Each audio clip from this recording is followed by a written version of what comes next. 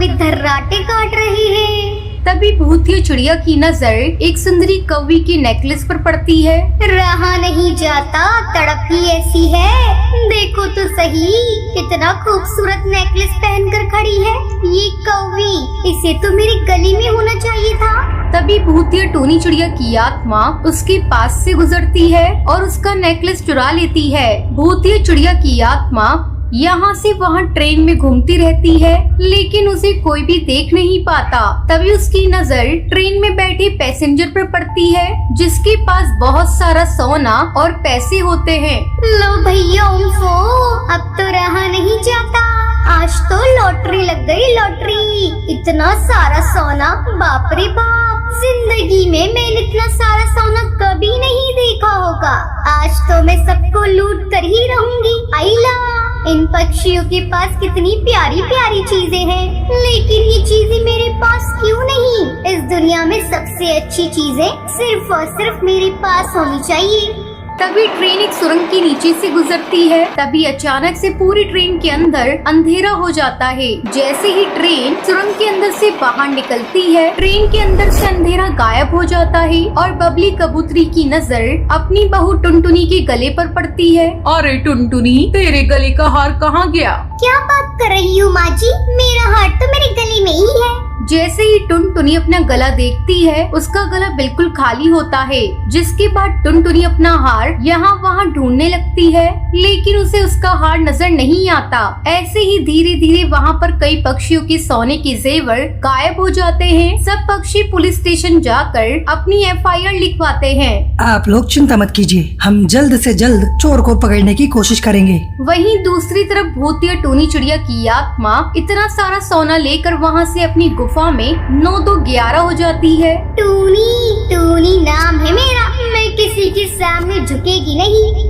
भूतिया टोनी चिड़िया की आत्मा इतना सारा सोना और पैसे अपने ऊपर हवा में उछालने लगती है और बहुत खुश होती है। एक रात भूतिया टोनी चिड़िया की आत्मा अपने जंगल की सैर करने के लिए आती है।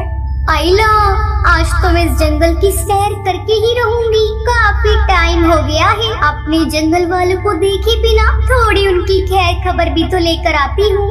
भूतिया चिड़िया की आत्मा जंगल में पहुंच जाती है। आइला, यहाँ तो चुराने के लिए कितना सारा सामान है। आज तो मैं यहाँ सबका सामान चुराऊंगी। अब शुरू होगी मेरी लूटमार। शैतान देखता है तो छप्पड़ फाड़ कर देता है। ये कहकर भूतिया टोनी चिड़िया की आत्मा जंगल में लूटमार करने लगती है। कभी किसी की सब्जियां चुराती तो कभी किसी की दुकान से कपड़े चोरी कर लेती। तभी भूतिया टोनी चिड़िया की आत्मा को कड़कनाथ सेठ के हाथ में iPhone 13 Pro दिखाई देता है, जिसे देख भूतिया टोनी चिड़िया की आत्मा खुद से बोलती है, क्या बात है, आईफोन, और वो भी iPhone 13 Pro।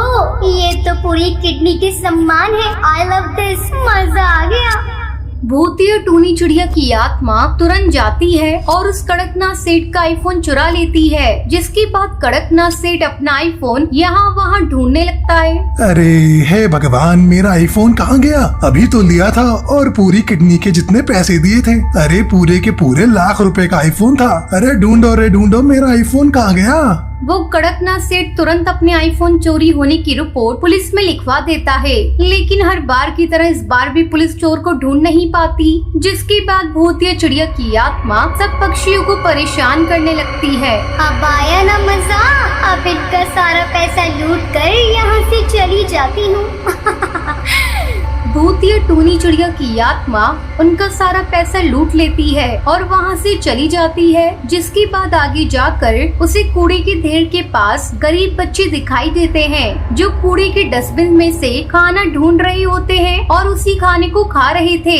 जिन्हें देख टोनी चिड़िया की आत्मा खुद से कहती है, ये तो मैंने कभी सोचा ही नहीं। इस दुनिया में कितने बेसहारा गरीब बच्चे हैं जिन्हें अच्छी जिंदगी की बहुत ज्यादा जरूरत है। इतने समय से मैंने चोरी की और कभी किसी का भला नहीं किया, लेकिन आज ये देखकर मेरी आंखें भर आई है। अब मैं अपना सारा चोरी का पैसा इन गरीब बच्चों की सेवा में लगाऊंगी। आज से यही मेरा मकसद होगा। इतना कहकर भूतिया टूनी चिड़िया की आत्मा तुरंत खाना चोरी करके लाती है और उन बच्चों को दे देती है, जिसके बाद से भूतिया चिड़िया की आत्मा गरीब और बेसहारा बच्चों की मदद करने लगती है। रामपुर जंगल में रहने वाला कालू रात को अपने दफ्तर से लौटकर घर आता है और पानी का गिलास जैसे ही उठाता है तो पानी के गिलास में अचानक ही खून भर जाता है। कालू पानी का गिलास फेंकता है और जोर से चिल्लाता है, बचाओ बचाओ, खून खून, बचाओ। तभी घर की सारी लाइट्स बंद हो जाती हैं। कालू के पीछे एक साया आ जाता है। कालू जैसे ही पीछे पलटता है, पानी की तेज लहरें उसकी तरफ आ जाती हैं और चारों तरफ बहुत सारा पानी उठ जाता है और कालू उसमें डूबने लगता है और जोर जोर से चिल्लाता है, बचाओ बचाओ, कोई तो बचाओ मुझे। इतने में कालू के घर के पास रहने वाला उसका दोस्त बंटी भागते भागते आता है। कालू एक कोने में बैठकर चिल्ला रहा होता है, क्या हो गया तुझे? अरे अभी मैं पानी में डूब रहा था। पानी? कौन सा पानी? यहाँ तो कोई पानी नहीं है। तुमने जगती आंखों से सपना देखा होगा। अरे बंटी, मेरी मानो, सच में वहाँ पे पानी था और मैं उसमें डूब रहा था। तो अब कहाँ गया पानी? जमीन निकल गई क्या? और अगर तू पानी में था तो तेरे कपड़े कैसे सूखे हुए हैं? लगता है पिछली बाढ़ का भूत अभी तक तेरे सर से उतरा नहीं है। तुम थोड़े दिन आराम करो। दूसरे दिन बंटी घर पर बैठकर मूवी देख रहा होता है। तभी उसके घर की लाइट्स चली जाती है। वो रूम में मोमबत्ती जलाता है। तभी उसके पीछे एक साया दिखता है। बंटी घबराकर पीछे मुड़ता है। एक भयानक चेहरे वाली भूतिया टूनी चिड़िया बंटी का गला पकड़ लेती है और उसके मुंह पर पानी डाल देती है। बंटी झटपटाकर चिल्लाता है, बचाओ बचाओ बचाओ, प्लीज मुझे छोड़ दो, प्लीज प्लीज छोड़ दो मुझे। तभी वो चिड़िया वहाँ से गायब हो जाती है। फिर बंटी बाथरूम में जैसे ही अपना चेहरा शीशे में देखता है तो सामने भूतिया टूनी चिड़िया हंस रही थी। तभी शीशे वाली भूतिया टूनी चिड़िया की आत्मा उसे शीशे में खींचने लगती है और उसके पंख तोड़ लेती है। बंटी भागता हुआ कालू कौवे के घर जाता है। क्या हुआ? तुम इतने घबराए हुए क्यों हो? मुझे कुछ समझ नहीं आ रहा। भूतिया चिड़िया की आत्मा ने मुझे शीशे में खींचने की कोशिश की। मैं किसी तरह खुद को बचाकर वहाँ से भाग कर आया हूँ। मेरे साथ भी ऐसा ही हो रहा है। कुछ तो अजीब है। कोई तो है जो हमें मारने की कोशिश कर रहा है। हमें कुछ करना होगा, पर क्या करें? यहाँ से कहीं दूर भाग जाते हैं। फिर वो दोनों अपना सामान बांध ही रहे होते हैं कि तभी पीछे से भूतिया टूनी चिड़िया की आत्मा वहाँ आ जाती है। कहाँ जा रहे हो दोनों? इतनी आसानी से थोड़ी जाने दूंगी मैं तुम दोनों को ऐसे ही। भयानक आवाज सुनकर दोनों डर जाते हैं और डरते हुए पीछे मुड़कर देखते हैं और अपने सामने भूतिया टूनी चिड़िया की आत्मा को देखकर कांपते हुए बोलते हैं, कौन हो तुम? हमने तुम्हारा क्या बिगाड़ा है? क्यों हमारे पीछे पड़ी हो? इतनी जल्दी भूल गए? मेरी मौत के कारण हो तुम दोनों। इतनी आसानी से नहीं जाने दूंगी। तुम्हें भी अपनी जान देनी होगी, जैसे मेरी जान गई। पर हमने किया क्या है? हम तुम्हारी मौत के कारण कैसे हो सकते हैं? हम तो तुम्हें जानते तक नहीं। भूल गए तुम वो बाढ़ जिसमें जंगल के कई पक्षी मारे गए थे और मैं भी थी। मैं वो टूनी हूँ जो 1000 बार तुम्हारे पास पुल के कमजोर होने की शिकायत लेकर आई थी। तुम्हारे लालच की वजह से तुमने जंगल के कितने घरों को बर्बाद कर दिया और बाढ़ में खुद बचकर भाग गए। लेकिन मैं अब तुम दोनों को मार दूंगी। माफ कर दो हमें, हम दोनों से गलती हो गई, माफ कर दो।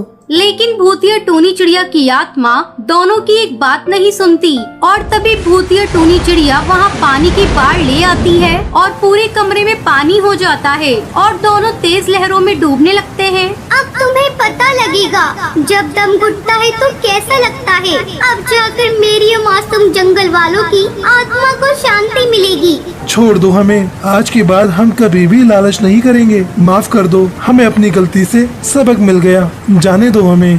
दोनों जोर जोर से चिल्लाने लग जाते हैं। दोनों की आवाज सुनकर जंगल के पक्षी पुलिस वाले को बुलाते हैं। पुलिस वाला घर के अंदर जाता है और दोनों को पानी में डूबता देखता है और सामने मरी हुई टूनी को एक भूतिया चिड़िया के रूप में देखता है। टूनी, तुम ये क्या कर रही हो? इन लोगों ने तुम्हारी और बाकी जंगल वालों की जान जरूर ली थी, लेकिन तुम ऐसा मत करो, वरना तुम्हें कभी मुक्ति नहीं मिल पाएगी। मुझे मुक्ति नहीं, दोनों की जान चाहिए। टूनी, तुम्हें अपने हाथ इनके खून से रंगने के बाद आखिर क्या हासिल होगा? तो क्या मैं इन्हें ऐसे ही छोड़ दूं? कातिल है ये। इन दोनों ने कितने ही पक्षियों को मारा है, अब मैं इनको मारूंगी।